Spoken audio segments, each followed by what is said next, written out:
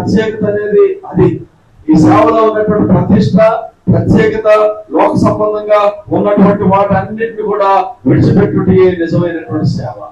చాలా మంది సేవకులు కనబడతారు. కొంతమంది సేవకులు అనగానే చాలా మంది తెల్లని వస్త్రాలు వేసుకొని చాలా రిచ్గా, హై లుక్ గా కనబడతారు. కొంతమంది సేవకులు నేను చూశాను. వాళ్ళకి సేవ ఉంటుంది, సంఘం వాళ్ళ నాన్నదో లేకపోతే వాళ్ళ తాతదో ఎవరిదో వాళ్ళు గతించిపోతారు. వీళ్ళు సేవ చేస్తారు. వీళ్ళు రియల్ ఎస్టేట్ వ్యాపారం చేస్తారు, ఇటు సేవ నడుపుతారు.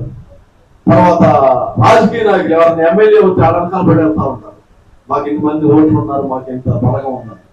ఇటు రాజకీయాల్లో, అటు రియల్ ఎస్టేట్ లో, ఇటు వ్యాపారాల్లో ఒక ఆయన 4 కార్లు కొని కార్లు ట్రావెలింగ్ లో తిప్పుతూ సేవ చేస్తున్నాడు. ఇలాంటి సేవలు కూడా ఎన్నో ఉంటాయి. వాళ్ళ అపోస్తులు కాదు. కాబట్టి దేవుని బిడ్డలు ఒక